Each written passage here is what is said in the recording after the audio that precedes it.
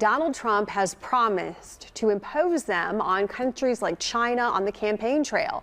And that would mean the cost of items being imported from countries like China, Canada, and Mexico, they would go up. Now, some could go into effect as soon as early February. So what does the average American really need to know? Today, I spoke with a local financial expert about it. Winston, thank you so much for joining us. So there's been a lot of talk about tariffs. There have been a lot of figures, frankly, thrown around. We've heard 60%. We've heard now 25% tariffs, maybe on Canada, on Mexico. What do you think is kind of the main takeaway for our viewers here, just listening to our discussion about tariffs? Well, Ellen, it's great to see you as always. You know, tariffs are something that get bantered around like a lot of words. And I think when you have your political season, your election season, tariffs are something they're talking about for control. They're used as kind of a threat against these other countries to try to bring them to the negotiating table. And like you mentioned, you know, we heard tariffs going to be levied against Canada in the 25% range, Mexico, the European Union, and maybe most notably, perhaps our biggest supplier is China, that on the campaign trail, we are hearing 60% tariffs on import goods. And now that we're in the White House and reality strikes, these 60% tariffs are sounding more like perhaps 10% tariffs. So for someone who, you know, we've heard, hey, if you want to buy a television, you know, and it's coming from China, you better buy that television right now before this tariff, whatever tariff goes into effect, whether it is a 10% tariff or a 60% tariff or a 25% tariff.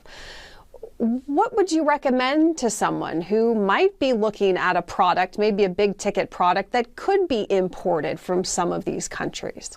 Certainly. You know, if you're really concerned about the tariffs and you are in that market for a large purchase item, say a dishwasher, a washing machine, or, you know, Super Bowl's coming around the corner, a big screen TV, right, that's imported from China, might be a good time to go out and make that purchase. I know some of the big box retailer stores are going to be having big deals on television sets with the Super Bowl coming. They always do. But now might be a good time to go out and make that purchase so you can get it before these prices go up. You know, we also hear about sanctions. That's another thing. And I think as Americans, you hear about sanctions, and those are going to be used also as a threat to another country. Are those kind of the main two things that can be used maybe from an American standpoint to try to punish another country? Absolutely. The White House, and I'm not talking about just now, we're talking about over the past administration as well. Tariffs and sanctions were basically negotiating tools to bring another country or the other side to the negotiating table to get them to see it America's way.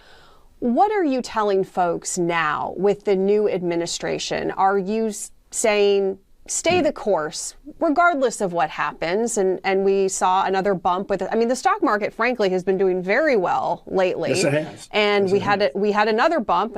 The Trump team took over this week. We had another bump this week.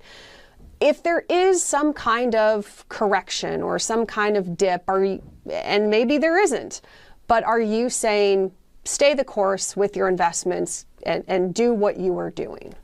You know, it depends on the individual and timing. Excuse me. We talk oftentimes about sequence of returns risk, which is a timing, like your portfolio is important to you maybe over the next 10 years, right? And what you do with that portfolio today matters. So for those of you that are nearing retirement, one of the things that we really want to make sure of is that you make sure that you have your income needs met first and protect that portfolio.